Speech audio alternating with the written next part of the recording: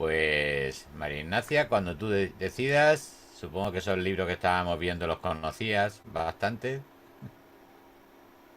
Aquí estoy, sí, así es. Excelentes libros de nuestra editorial vecina aquí Argentina, Las Tres Olas, ¿cierto? Cierto, pero esta es la edición que hemos sacado nosotros en España. Llegamos a un acuerdo con Ah, ellos y genial. lo hemos traído a España, tanto el de Pablo como los dos de marcha, y Juan Pablo como los dos de marcha, los tenemos aquí en la editorial y la verdad que encantadísimo de ir sacando estas cositas. Excelente noticia. Bien, Pues adelante. ¿comenzamos entonces? Adelante. Ujú. Ok. Bueno, con mucho gusto me presento. Mi nombre es María Ignacia Montt, soy psicóloga, actualmente miembro del grupo DBT Chile, junto con la creadora de DBT para niños y niñas. Estamos en este momento formando la unidad en nuestro país para ir recibiendo a niños entre 7 a 12 años aproximadamente, lo que nos tiene muy contentos y ha sido todo un desafío. Me encantaría que tuviésemos tiempo, y a lo mejor lo podemos tener al final, de poder contarles acerca de DBT para niños y niñas. La idea es que hoy podamos hablar acerca de DBT estándar y luego ver si el tiempo nos alcanza para introducirles algo de lo que tan encantada me tiene. Bueno, entonces, ¿qué preguntas intentaremos responder hoy? Vamos a conversar acerca de qué es DBT, cómo DBT entiende la desregulación emocional, cuáles son las bases de DBT, cómo es la estructura de un tratamiento DBT. Y si les parece bien, podemos avanzar con la presentación teórica y al final dar un tiempo para poder responder posibles preguntas. Bien. Él es Pablo, tiene 25 años. Tiene una relación de pareja con Adriana hace unos meses. Han planificado estar juntos esta noche. Adriana lo llama para decirle que hoy saldrá con sus amigas. Pablo piensa que ya no le importa a Adriana, siente mucha rabia. Pablo le corta el teléfono, Adriana no llama de vuelta. Pablo piensa que nunca más conseguirá a alguien como Adriana. Se dirige al baño y se realiza cortes en sus piernas. Le manda un mensaje a Adriana para decirle que está en medio de una crisis. Adriana lo llama y va al lugar en el que Pablo se encuentra. Frente a un ejemplo como este, podríamos pensar qué hipótesis acerca de la conducta de Pablo, la conducta de riesgo de autoagredirse las piernas, podría haber en un ejercicio como este. Podríamos pensar que la autolesión intenta regular esta emoción intensa, la rabia intensa que él describe a propósito de lo que Adriana le comunica. Y podríamos pensar también que tiene un efecto o busca y pretende modificar el ambiente, lograr encontrar una respuesta en el ambiente acerca de la situación, que en este caso podría ser que Adriana vuelva, lo llame de vuelta y permanezca con él. Entonces, comienza el interés de Marsha Linehan, psicóloga, de encontrar un tratamiento efectivo para consultantes con desregulación emocional grave asociada a intentos o ideación suicida, junto con conductas autolesivas. ¿Qué es lo que sucede? Sucede que se empieza a dar cuenta que los tratamientos hasta ese entonces no estaban siendo efectivos para consultantes con desregulación emocional severa, y comienza a interesarse en encontrar algo que logre ayudar a estos consultantes y que los consultantes logren permanecer en el tratamiento. Fue así como poco a poco empezó a crear la terapia DBT, la terapia conductual dialéctica, que actualmente cuenta con un sólido apoyo empírico para el trastorno límite de personalidad, y al mismo tiempo ha ido aumentando la evidencia para cuadros clínicos también relacionados con conductas impulsivas y desregulación emocional grave. Marsha Linehan no buscaba ni pretendía crear un programa de prevención del suicidio, por lo tanto no vamos a definir a DBT así. DBT es un tratamiento para crear vidas que valgan la pena ser vividas, vidas con sentido, no apuntar a la prevención del suicidio como objetivo fundamental. Ella se dio cuenta que las terapias cognitivo-conductuales de ese momento no estaban siendo suficientemente efectivas y se dio cuenta, y aparece la duda en ella y la motivación, a encontrar algo más que agregar a este tipo de tratamiento, porque no estaba dando resultado y tanto pacientes como terapeutas se sentían desesperanzados y agobiados de no poder avanzar. Es importante reconocer a Marsha Linehan como una de las grandes científicas de la época. Recordemos brevemente qué características generales describen un trastorno de personalidad, ya que vamos a referirnos específicamente al trastorno de personalidad límite, que si bien Marsha Linehan no buscó un tratamiento para ese diagnóstico, sino que para la desregulación emocional severa, la evidencia hoy día nos muestra que es altamente efectivo para ayudar a consultantes con estas características, con patrones perdurables de experiencia tanto interna como de comportamiento, que se desvían de lo que se espera culturalmente para un individuo. ¿Qué es lo que afecta? Recordemos que afecta la cognición, la afectividad, el funcionamiento interpersonal y el control de los impulsos. Este patrón perdurable, es importante destacar eso, es inflexible y domina gran variedad de situaciones de la vida de la persona, puede causar malestar clínicamente significativo y es estable y de larga duración. ¿Qué es lo que hace Marsha Linehan? Lo que ella reformula son los criterios diagnósticos del trastorno de personalidad límite y los reformula en 5 grandes áreas de desregulación. Porque ella va a trabajar en función de la desregulación como síntoma principal y no necesariamente con el diagnóstico en sí mismo. Nosotros no vamos a trabajar con diagnóstico, sino que con la desregulación emocional severa. Entonces, la desregulación emocional, como primera área a destacar en consultantes como esto, va relacionado a los problemas de rabia o la labilidad afectiva. La desregulación conductual va relacionado a todas las conductas impulsivas, conductas suicidas, autodaño, abuso de alcohol y drogas, promiscuidad sexual. La desregulación cognitiva va asociada a la ideación paranoide, a la disociación que muchos de estos consultantes experimentan, sobre todo en momentos de emociones intensas. Vamos a hablar un poco más acerca de eso. Episodios micropsicóticos. La desregulación del sí mismo va asociada a una imagen de sí mismo inestable y esta sensación de vacío crónico que experimentan estos consultantes. Y la desregulación interpersonal asociada a las relaciones caóticas e intensas y el miedo intenso al abandono. Esto es bien importante porque en DBT vamos a hablar de consultantes con desregulación emocional, insisto, más que consultantes con una etiqueta o un diagnóstico.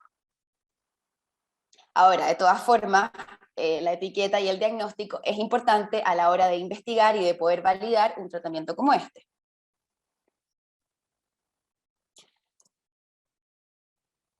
Las conductas problemas, como en el caso de Pablo, los cortes en las piernas, Marsha Linehan las definiría como la mejor manera que ha tenido Pablo para resolver o para hacer frente a esa emoción intensa.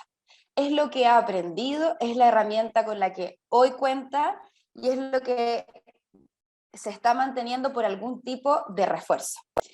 Entonces nosotros en DBT vamos a trabajar con conductas problemas que no vamos a enjuiciar ni como buenas ni como malas. Vamos a describir como un intento de regular una emoción.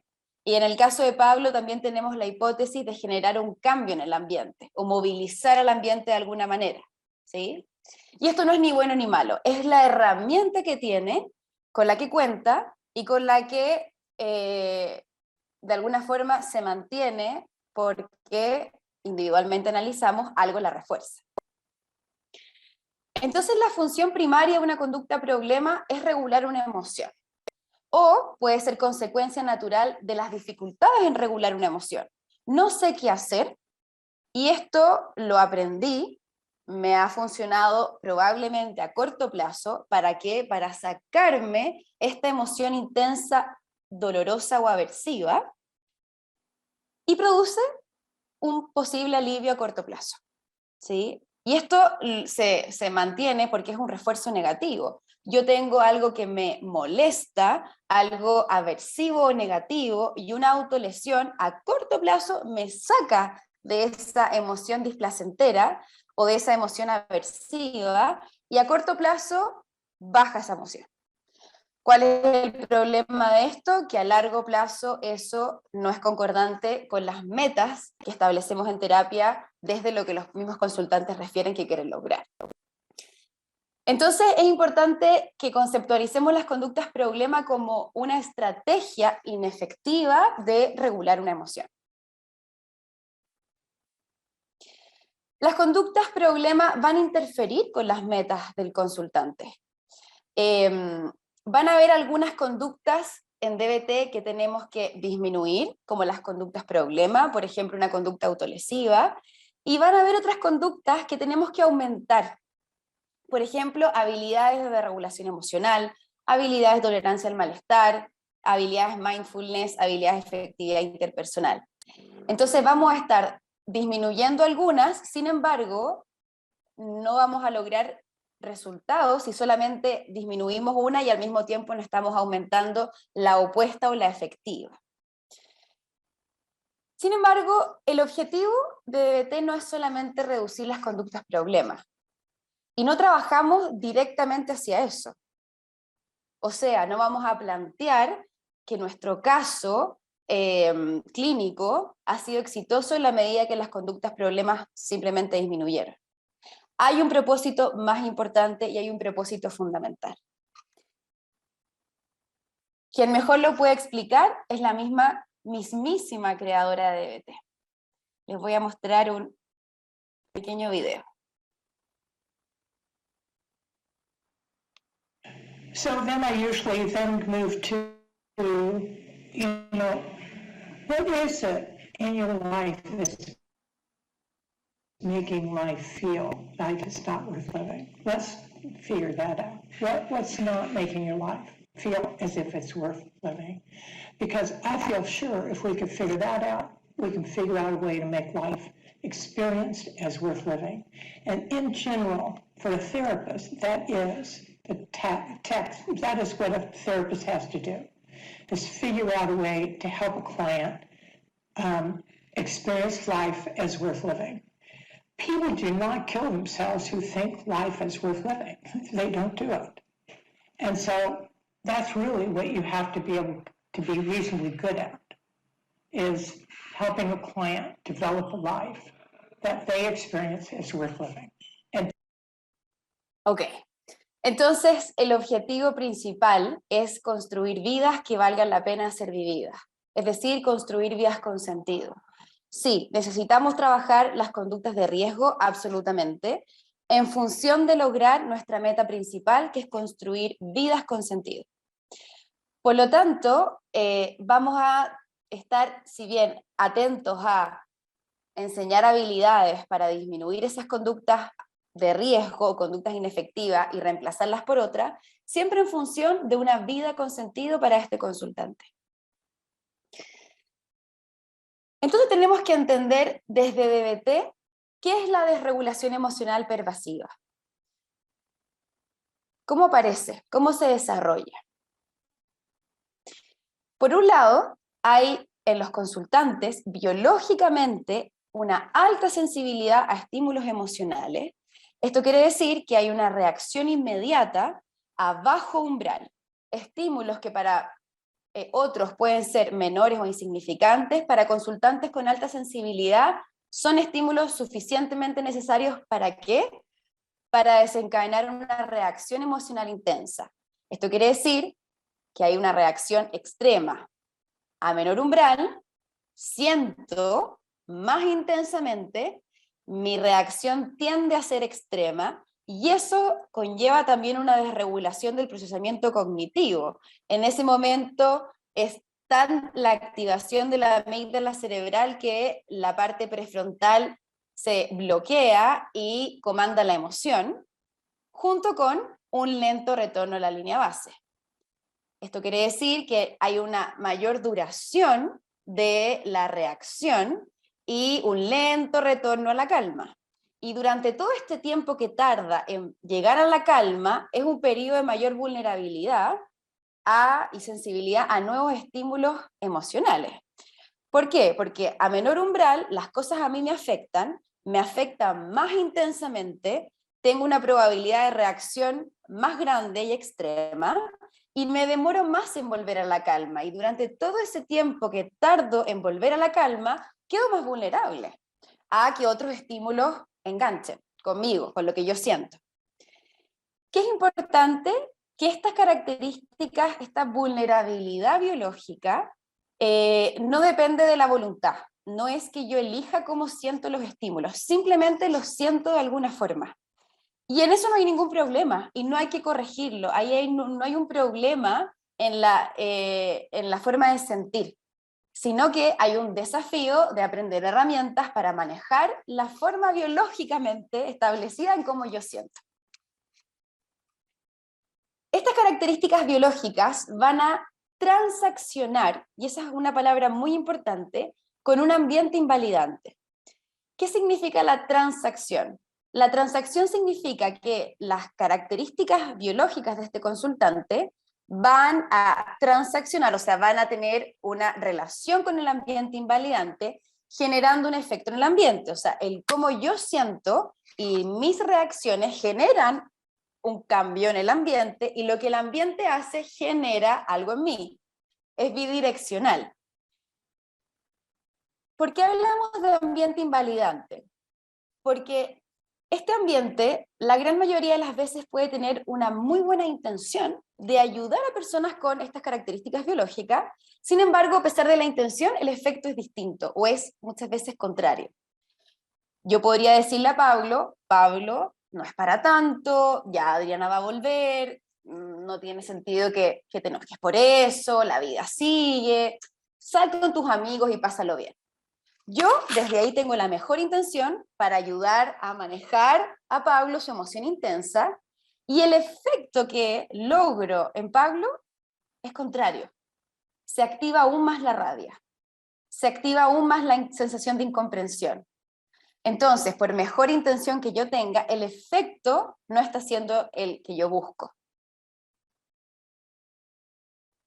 Marshall Linehan va a definir la desregulación emocional, que es el resultado de esta transacción, como la incapacidad, incluso cuando se intenta seriamente, para cambiar o regular las claves, acciones, las respuestas verbales y no verbales emocionales cuando es necesario.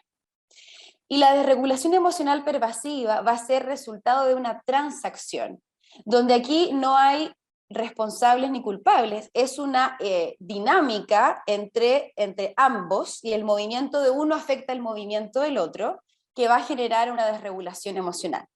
Ahora, esta transacción es algo persistente en el tiempo, no es que simplemente me dijeron una vez una invalidación o la recibí, sino que es una dinámica que se mantiene en el tiempo y que genera esta desregulación. ¿Qué implica invalidar? Supéralo. Estás siendo dramático, Pablo. No sobre reacciones. Estás sobre reaccionando. No es para tanto. No seas dramático. La vida sigue. Que este tipo de comentarios no a todos nos afecta de la misma forma, ¿ya? Y algunas de estas frases, a lo mejor algunos de nosotros las hemos escuchado en momentos de intensidad emocional, y genera un efecto que puede ser, oh, esta persona no me entiende y la saco, o me quedo profundamente afectado por lo que me dijo el otro y me desregula aún más la emoción. Va a depender de cada uno cómo uno responde a la invalidación, donde la vulnerabilidad biológica tiene una probabilidad de reaccionar distinto a quien no la tiene. Y esas características biológicas que nombrábamos anteriormente vienen conmigo. Y, insisto, no es un problema a corregir. Es el desafío de aprender qué hacer con mis características biológicas en la forma en cómo yo siento. Invalidar entonces implica culpar, ignorar al otro, reírse de sus ideas o emociones. ¿Acaso te vas a enojar? Eso es una invalidación, porque si yo estoy enojada, empiezo a cuestionar este evento privado acerca de su validez. Entonces no debería enojarme, pero ¿qué hago si ya estoy enojado o enojada? No lo puedo cambiar, las emociones simplemente son. Invalidar implica minimizar o subestimar. No, si no está tan enojado, no, si te puedes calmar. Esto no es un gran asunto. O no tomar en cuenta la historia particular de la otra persona. El ambiente invalidante persistentemente, es decir, de forma sostenida en el tiempo, niega, castiga, corrige, no te deberías sentir así, desacredita o ignora la conducta, interna o externa, independientemente de su validez real. Rechaza o castiga la expresión emocional.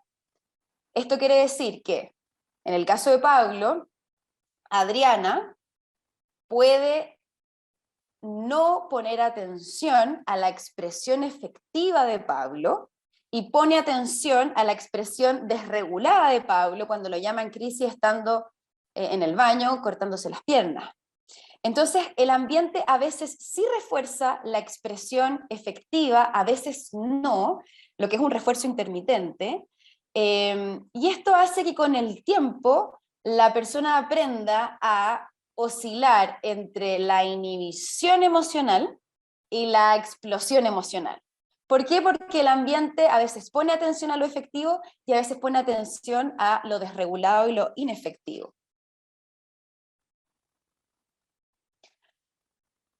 Se enseña entonces a regular las emociones de forma inadecuada y se aprenden herramientas o estrategias disfuncionales. Se invalidan los eventos privados. Me imagino que ya habrán hablado bastante a lo largo del día acerca de los eventos privados y de la función que cumplen, sobre todo de lo que informan. Si es que me invalidan lo que yo siento y me hacen cuestionar si estoy sintiendo correcta o incorrectamente, entre comillas, porque no es ni bueno ni malo, yo obstaculizo con el tiempo el etiquetado verbal, obstaculizo la descripción adecuada de lo que yo estoy sintiendo. Y los consultantes aprenden a desconfiar de sus experiencias como una respuesta válida a los eventos.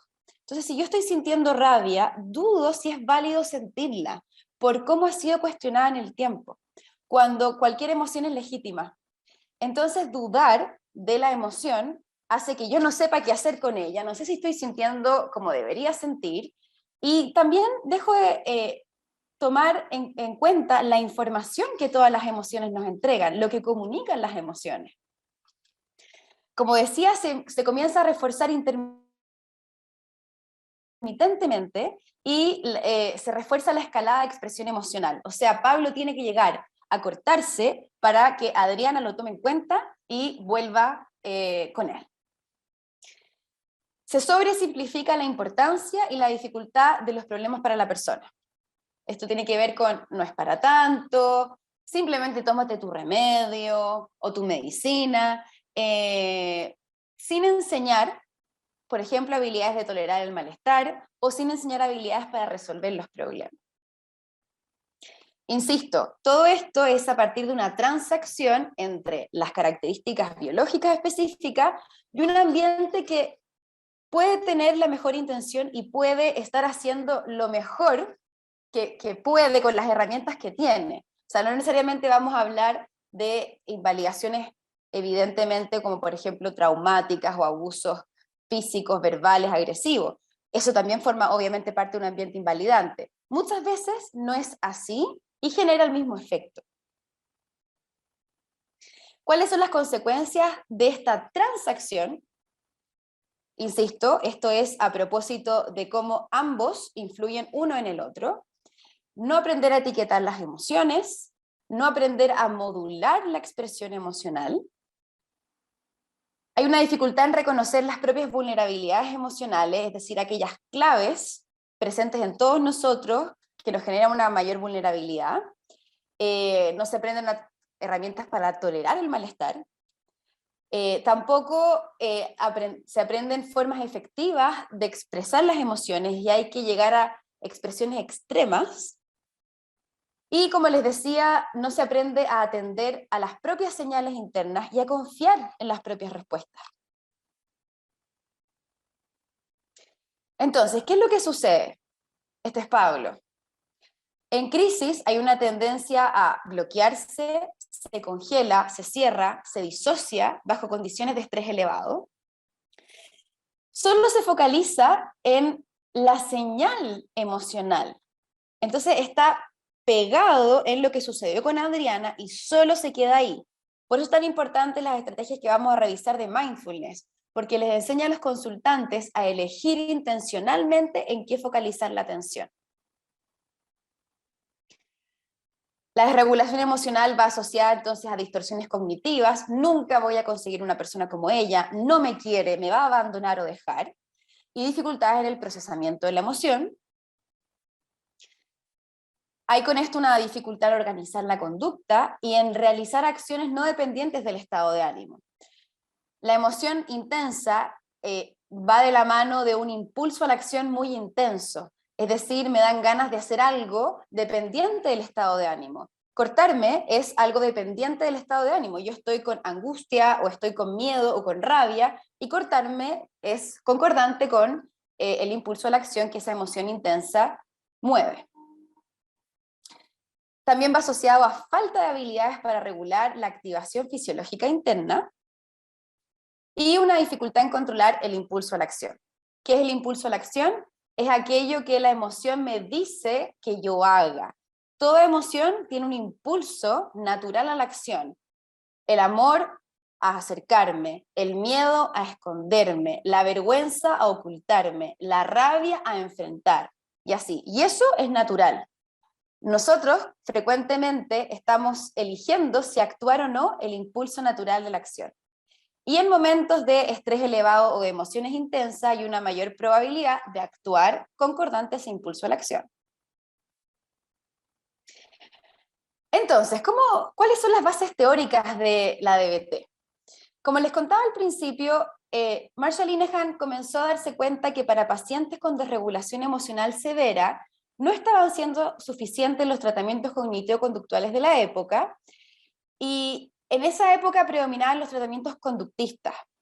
¿Qué es lo que sucedía? Sucedía que los pacientes, los consultantes, se sentían incomprendidos por sus terapeutas y presionados al cambio, al cambio, al cambio.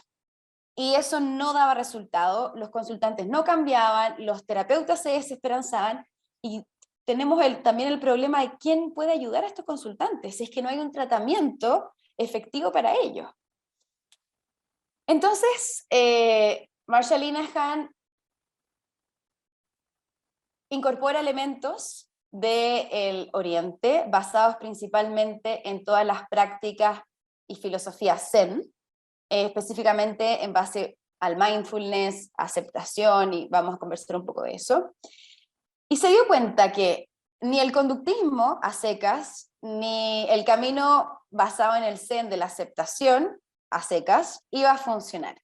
Por lo tanto, adopta la filosofía dialéctica, que la filosofía dialéctica a grandes rasgos nos enseña que existe una idea o tesis, que existe su opuesto o antítesis, y se crea algo nuevo que es la síntesis. Entonces DBT va a estar basado en herramientas, por un lado, de aceptación y por otro lado, de cambio. Pacientes emocionalmente sensibles, como les decía, con un enfoque exclusivo en el cambio, no va a servir. con un enfoque exclusivo en la aceptación, tampoco.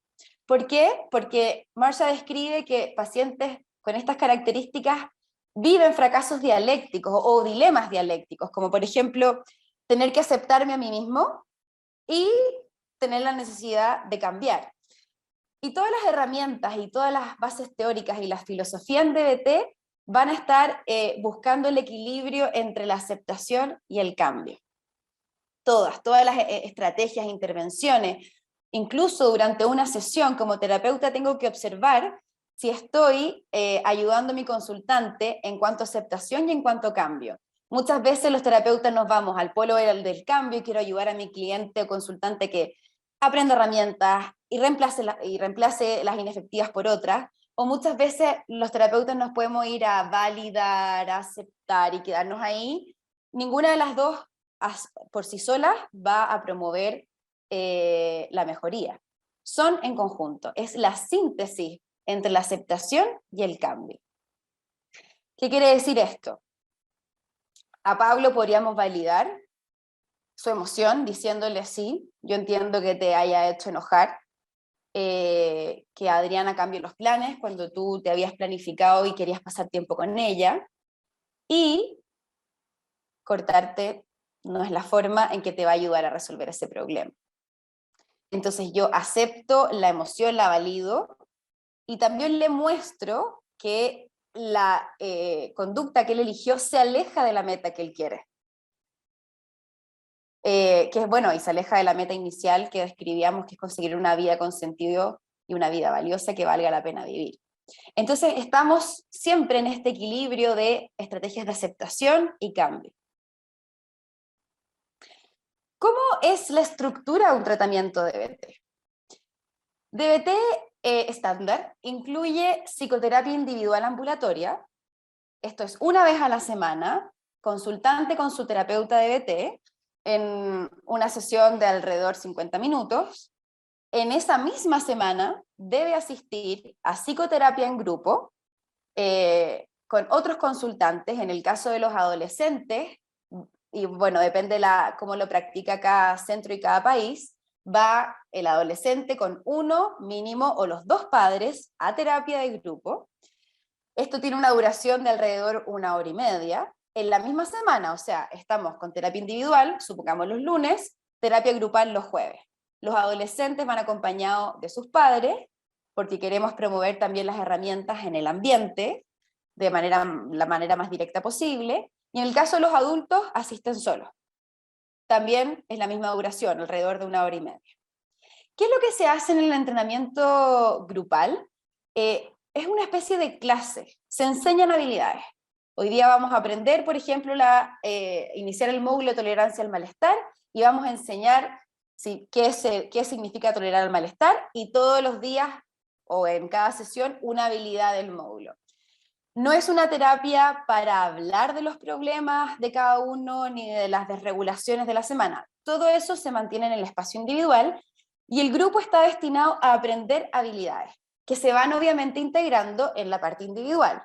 O sea, si yo soy la terapeuta de Pablo y en la sesión siguiente vamos a hablar de esto que pasó con Adriana, yo voy a hablar acerca de todas las habilidades que él ha ido aprendiendo en grupo y por qué no las puso en práctica. Vamos a hacer un análisis de lo que pasó. Entonces son absolutamente complementarios. Lo importante es que tanto el terapeuta individual como los dos terapeutas de grupo, que habitualmente son distintos, estén en constante comunicación para ir haciendo un trabajo en equipo. DBT también incluye consultas telefónicas del paciente hacia el terapeuta. Vamos a ver qué características tiene esto, que para muchos puede ser algo nuevo y absolutamente no practicable hasta ahora. También incluimos farmacoterapia, y algo muy importante es que semanalmente todos los terapeutas DBT nos reunimos en consultorías para conversar acerca de cómo estamos sintiéndonos como terapeuta, qué dificultades como terapeuta estamos teniendo. Es un espacio de contención, un espacio de observación para el terapeuta. Aquí no, es distinto de la supervisión de casos, que también obviamente la incluimos. Esto es para darle un espacio a los terapeutas, dado que trabajamos con consultantes con desregulación emocional grave y que eso repercute sin duda en los terapeutas. Como les decía anteriormente, vamos a movernos entre estrategias de cambio y de aceptación. Cuando hablamos de estrategia de cambio, tenemos primero distintas hipótesis que chequear. El paciente o el consultante no tiene la habilidad, es decir, no sabe qué hacer cuando está en medio de una crisis. Si es que la hipótesis es que no tiene las habilidades, la estrategia en DBT va a ser enseñarle habilidades. Recuerden, ¿dónde? En el grupo de entrenamiento. Si mi hipótesis es que tiene la habilidad, es decir, sabe qué hacer, por ejemplo, sabe cómo solicitarle a Adriana de forma efectiva que vuelva a casa, pero esa habilidad fue extinguida o castigada, es decir, Adriana no le pone atención o castiga esa habilidad, vamos a hacer un manejo de contingencia. Si es que mi hipótesis es que la emoción intensa interfiere, es decir, la emoción no me permite resolver el problema de una forma efectiva, como por ejemplo aquí podría ser miedo al abandono, hacemos o practicamos estrategias de exposición, y cuando creo que hay creencias que interfieren, nunca voy a conseguir a alguien como ella, me va a abandonar, hacemos estrategias de modificación cognitiva. En un ejemplo pueden haber una, dos o más funciones sobre la conducta. Por ejemplo, hablamos de Pablo que probablemente quiere, regular una emoción y no tiene la habilidad efectiva para hacerlo de otra manera, y también a lo mejor cuando lo ha intentado hacer de una manera distinta, ha sido extinguido. Entonces tenemos que hacer un análisis muy específico y detallado siempre de cuál es la función de la conducta problema. Cuando hablamos de conductas a aumentar, estos son los principales módulos que incluimos en la terapia grupal. Habilidades de mindfulness o atención plena. ¿Para qué? Para todo lo que se aprende en DBT. Mindfulness o atención plena nos invita a intencionalmente poner nuestra atención en el momento presente, notar, observar, sin enjuiciar. Por lo tanto, para cualquier herramienta DBT o para lo que necesitemos hacer en DBT, vamos a necesitar la práctica de mindfulness, sea lo que sea. Por ejemplo, los consultantes tienen que completar una hoja de registro diario acerca de las emociones, y eso en sí mismo, preguntarse cómo estuvo mi día y qué sentí hoy, es un ejercicio de atención plena, de observar sin juicio, ni bueno ni malo. Todas las herramientas son basadas en mindfulness. Todas. Por lo tanto, yo diría que mindfulness, el para qué es para todo. Conductas a aumentar en efectividad interpersonal, ¿para qué? Para el caos que hay en las relaciones interpersonales. Incluimos también en el grupo herramientas de regulación emocional, ¿para qué? Para ayudar en la habilidad afectiva, y herramientas también de tolerancia al malestar, para ayudar en el descontrol de impulsos, y para no hacer peor las situaciones o las crisis que estos consultantes frecuentemente experimentan. Nos vamos entonces ahora a las estrategias de aceptación. La principal de ellas y con la que trabajamos en DBT es la validación. Cuando los terapeutas utilizamos estrategias exclusivamente del polo conductual, los consultantes se sienten incomprendidos. Este terapeuta me dice que tengo que cambiar, que hacerlo distinto, y no logramos, dejamos con eso de hacer sentir que lo que él hace tiene una función. Independiente de que no se acerque a la meta que él quiere, lo está haciendo porque es lo que ha aprendido hasta el momento, porque no tiene herramientas, o porque es lo que le ha funcionado. No se enjuicia. Ahora, yo no voy a, obviamente, validar lo inválido, una autolesión. Yo voy a validar la función que tiene, regular una emoción, y también voy a validar esa emoción, la rabia o el miedo que Pablo experimentó. ¿Qué es validar? Validar es comunicar que algo tiene sentido. yo puedo estar en desacuerdo. Validar no es aprobar. Validar es comunicar, y hay en DBT distintos tipos de validación, que algo tiene sentido, que algo es tomado con suficiente seriedad, que algo tiene un fundamento, que algo está justificado. Independiente de si yo actuaría o sentiría o no de la misma forma, eso no es relevante. Es transmitir y comunicar de distintas formas que algo tiene sentido. ¿Por qué validar? Porque la invalidación aumenta la activación emocional y la sensación de estar fuera de control. O sea, si en medio de esta crisis a Pablo yo le digo, Pablo, no seas dramático, por favor, déjalo ir, eso es altamente probable que genere una emoción más extrema, más intensa, ya no es solamente el problema con Adriana, sino que el problema con esta persona que me está invalidando en ese momento. La activación y la sensación de estar fuera de control, como decíamos anteriormente, hace que hayan fallas en el procesamiento de la información, hay una desregulación del procesamiento cognitivo y esfuerzos desesperados por recuperar el control, por hacer algo en medio de esta emoción intensa. Por lo tanto, trabajamos por validar lo válido, ejemplo, la emoción de Pablo, invalidar lo inválido. Yo voy a invalidar sus intenciones de matarse. Yo voy a, al mismo tiempo, yo no voy a validar lo inválido, el corte en sí mismo, yo no lo voy a validar. Y tengo que estar atenta a no invalidar lo válido. No voy a invalidar su emoción. No le voy a decir, ¿no habrás sentido mucho? No. Entonces, este es el desafío entre ayudar al consultante, validándolo y siempre encontrando el equilibrio con el cambio. ¿Cuáles son las etapas en el tratamiento de DBT? Incluimos una fase importante y fundamental de pretratamiento. Vamos a hablar acerca de esto. Luego, una primera etapa para abordar el descontrol conductual. En una segunda etapa tratamos los trastornos residuales y la evitación experiencial. En una tercera etapa, problemas de la vida.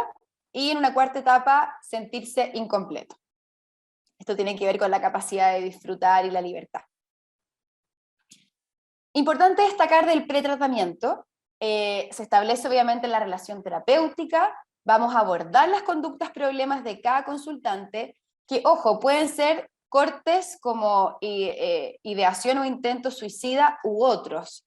DBT actualmente cuenta con evidencia para otros diagnósticos con desregulación emocional severa o impulsividad, como trastorno por uso de sustancias, como trastornos de alimentación, como trastorno por estrés postraumático. Vamos a establecer y diseñar las metas a largo plazo concordantes con una vida con sentido, con una vida que valga la pena ser vivida. Vamos a revisar la propia historia biosocial, esta transacción entre lo biológico y el ambiente invalidante. Hacemos una detallada orientación hacia la terapia. Vamos a decirle de qué se trata DBT desde el comienzo.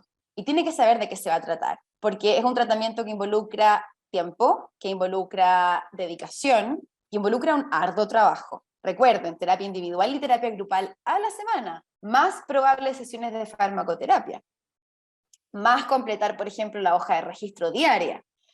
Se establecen los acuerdos entre paciente y terapeuta, y se establece un compromiso fundamental de mantenerse en tratamiento con vida. No trabajamos con pacientes muertos, siendo irreverentes. Necesitamos un compromiso de mantenerse a salvo, con vida. Y lo hablamos explícitamente en la etapa de pretratamiento. Realizar una buena etapa de pretratamiento disminuye los problemas a lo largo de todo el tratamiento, porque ya lo hablamos. Entonces, cuando suceden problemas en el tratamiento previamente tal, hablamos de lo que ya conversado en esta etapa.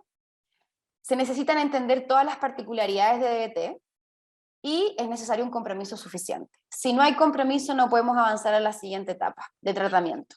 Necesitamos, en el caso de los adultos, obviamente su propio compromiso, en el caso de los adolescentes y padres, el compromiso también de ellos, y bueno, en el caso de niños vamos a necesitar el compromiso principalmente de los padres. Bueno, brevemente referirme a la etapa 1, como les decía, trabajar el descontrol conductual, que incluye esto, trabajar conductas suicidas y autolesivas, siempre prioridad. No tiene sentido trabajar la ruptura con Adriana, no tiene sentido trabajar que me despidieron del trabajo, no tiene sentido trabajar un duelo si hay conductas suicidas o autolesivas. La vida del consultante primero y las conductas de riesgo. Luego, trabajar por reducir todas las conductas que interfieren con la terapia. Por ejemplo, el consultante no está llamando al terapeuta en momentos de crisis cuando fue previamente acordado, el consultante no está llenando la hoja de registro diaria, eso nos aleja de hacer DBT, entonces lo abordamos como una conducta interferente con la terapia. Luego trabajamos por reducir conductas que interfieren con la calidad de vida, por ejemplo, abuso de alcohol, siempre y cuando el abuso de alcohol no sea el desencadenante de conductas suicidas y autolesivas, porque ahí obviamente pasa a ser prioridad. Y trabajamos por incrementar habilidades comportamentales, las que ya les comentaba: mindfulness, tolerancia al malestar, regulación emocional, efectividad interpersonal y habilidades de automanejo o de autogestión, es decir, ayudar a los consultantes a que ellos logren gestionar qué hacer en las distintas situaciones y cómo enfrentarlas. Bueno, y referirme brevemente a el porqué del llamado telefónico y por qué está incluido en DBT. Queremos que los consultantes llamen cuando hay temor a realizar una conducta problema.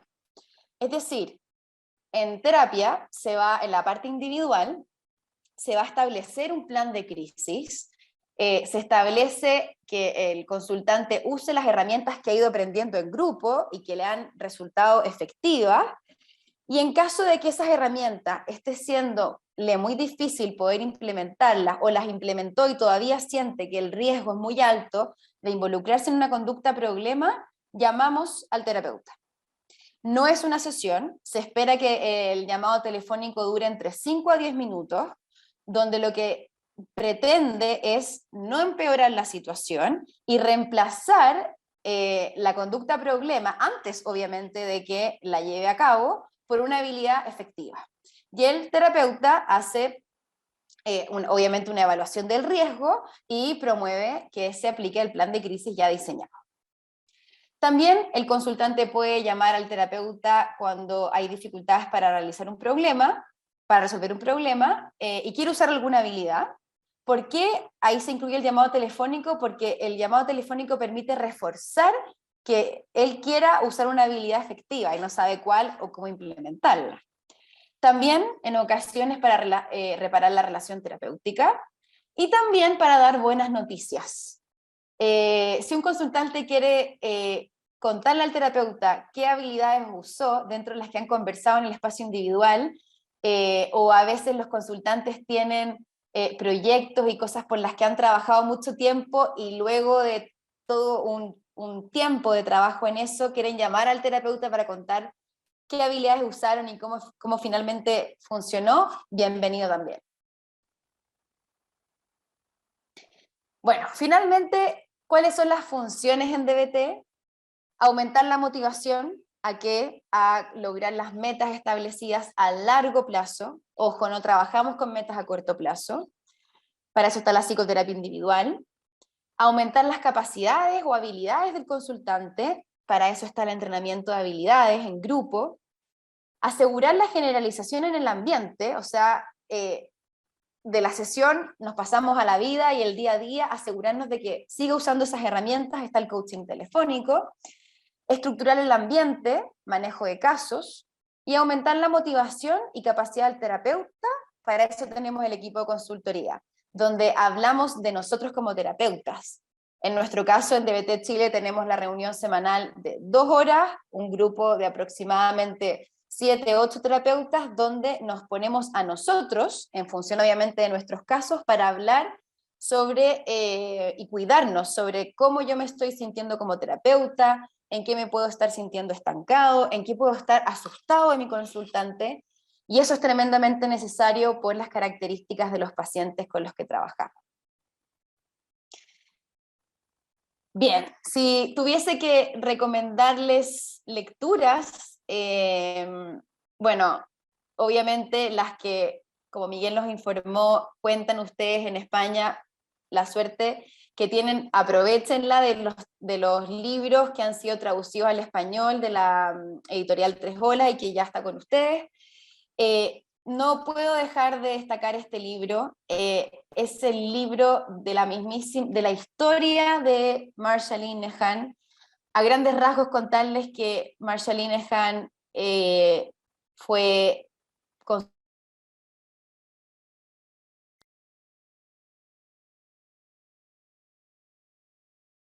consultante por desregulación emocional severa, con lo que significa no sentirse comprendida, sentir que los tratamientos no funcionaban, y es un libro maravilloso que explica cómo fue su vida y cómo aparece DBT y cómo crea las herramientas, cuándo se convirtió en maestro Zen, muy lindo. Está bueno el libro de entrenamiento para habilidades de adolescentes, el libro de entrenamiento para habilidades estándar y los libros que ya Miguel les mostraba acerca de DBT. Creo que con esto ya estamos en el tiempo. Me encantaría hablarles de DBT niños, no creo que lo tengamos porque a lo mejor pueden haber preguntas. Así que, Miguel, cuéntame cómo seguimos. ¿Tienes alguna pregunta en el chat? ¿Vale? Entonces, si quieres te las puedo ir haciendo, las que yo he ido localizando, ¿vale? Perfecto. Mira, la Antes, primera... Miguel, se me olvidaba que aquí les dejo el link de una entrevista traducida al español a Marsha Linehan, muy linda. La entrevista, videos cortitos, uno de ellos fue el que yo les mostré, un fragmento acerca de las vidas con sentido. Les dejo aquí el link, no sé si después lo puedo copiar a lo mejor en el chat, para los que quieran revisarla. Perfecto. Pues te voy comentando las preguntas. Sí, Mira, la claro. primera dice, perdón, ¿cómo se hace un manejo de contingencias si le ha extinguido la pareja? ¿Se trabaja en el Ujú. contexto? ¿La pareja no podría castigar y se le pide que ayude con la terapia? Ok, excelente pregunta. Vamos a analizarlo caso a caso. Si estamos trabajando con adolescentes, los padres son fundamentales en el tratamiento y están una y otra vez viniendo al tratamiento. Entonces, nuevamente te lo respondería en base a la dialéctica, ni lo uno ni lo otro, la síntesis. Podemos entrenar al consultante a que sea él el que pide ayuda y explica esto al ambiente, y al mismo tiempo podemos traer al ambiente y pedirle ayuda. O sea, en el caso de Pablo podría ser que él le pida ayuda a Adriana y le explique qué es lo que ella hace o qué es lo que él está tratando de hacer y cómo ella responde, o también podríamos incorporar a Adriana y nosotros contárselo. Tratamos de que sea el consultante el que pueda tomar esa iniciativa porque estaría practicando habilidades efectivas. Entonces, va a depender del caso a caso y te diría que ambas, entre que podemos traer al ambiente y al mismo tiempo entrenamos al consultante para que él pueda ir al ambiente. Perfecto. Bueno, esperaba esta ponencia, me fascinó totalmente. Yo también la esperaba, me ha fascinado totalmente. No me ha sorprendido. Sabía que iba a ser excelente. Bueno, y aquí tenemos una pregunta que no me atrevo a hacértela. A ver, ¿de qué se trata? Miedo te tengo, María, miedo te tengo. ¿Cuál sería la diferencia sustancial del modelo estándar con DBT en niños?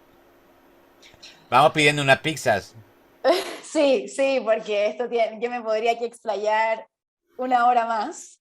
Bueno, A ver, contarles que el modelo de BT Niños es un modelo diseñado en los últimos años. El estudio de control randomizado publicado fue el 2017 y los entrenamientos a terapeutas comienzan desde alrededor 4 o 5 años, algo absolutamente nuevo y basado en la evidencia.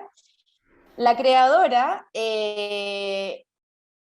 mantiene los principios, la teoría de BT, las estrategias, y hace algunos cambios en la estructura y la forma de ponerlo en práctica.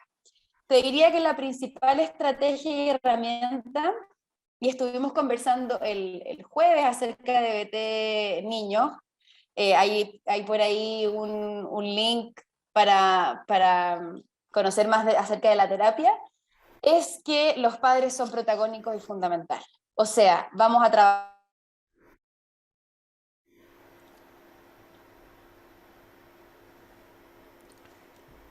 Se ha ido el sonido, María. Trabajar con padres, cuánto tiempo sea suficiente, puedo no ver al niño en meses, mientras yo mientras que permitan a mí como terapeuta quedarme tranquila y que es efectivo poner al niño en el tratamiento. Antes no. Entonces, esa es una principal diferencia, y el entrenamiento en habilidades no es en grupo, es los papás, ojalá los dos juntos con el niño, ese es el grupo, y la terapeuta. No hay otros consultantes. Algunas herramientas se adaptan al nivel de desarrollo evolutivo, algunas habilidades cambian los acrónimos, se reformulan, y el tratamiento DBT para niños y niñas incluye una nueva estrategia de intervención y evaluación llamada análisis de los problemas centrales, que es toda una novedad para DBT porque busca elementos no conscientes asociados a la conducta. Y esa es todo una novedad para los interesados en DBT-C, DBT Children para niños y niñas. Hablaremos de que vengas aquí a contárnoslo seguro. Pues, Encantada.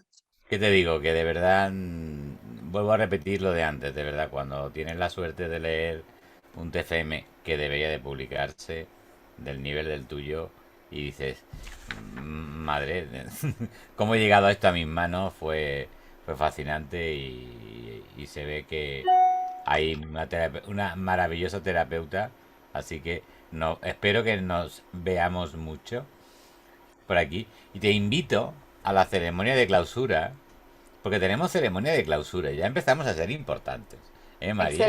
Nunca está con Excelente. nosotros en todo este viaje y para esa ceremonia de clausura yo he dicho que teníamos una oferta para el máster a lo largo del día de hoy. Si quieres puedes comentar algo del máster, tú has sido alumna, ¿eh? Si Aquí quieres, María, puedes hay comentar algo del máster que tú has ido. sí, fui alumna del máster, lo que me pareció excelente experiencia. Yo ingresé al máster ya siendo terapeuta de DBT y con ganas de conocer las otras terapias de tercera generación. Creo que tiene la ventaja de combinar lo teórico con lo práctico, lo que lo distingue de muchos otros máster o diplomados o especialidades, de lograr traducir aquello que teóricamente uno aprende. Esa es la clave. Y creo que destaca por el nivel de organización, profesionalismo, la facilidad yo desde Chile de poder conectarme en el momento que quisiera a mis clases y la aplicación práctica de lo aprendido.